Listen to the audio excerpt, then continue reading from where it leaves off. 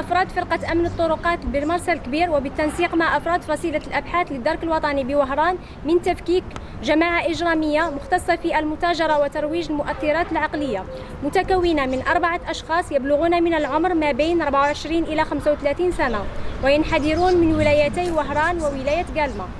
العملية جاءت أثناء قيام أفراد فرقة أمن الطرقات بخدمة شرطة المرور على مستوى الطريق الولائي رقم 84، بحيث عاينوا سيارة من نوع بيكانتو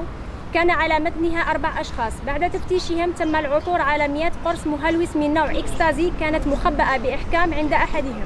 بحيث أسفرت العملية عن توقيف 4 أشخاص، حجز 100 قرص مهلوس من نوع إكستازي، حجز سيارة سياحية، حجز مبلغ مالي من العملة الوطنية قدر ب 28 مليون سنتيم من عائدات بيع الأقراص، حجز سلاح أبيض من الحجم الكبير وقارورة غاز مسيلة للدموع وهواتف نقالة. فور استكمال إجراءات التحقيق سيتم تقديم المعنيين أمام الجهات القضائية المختصة.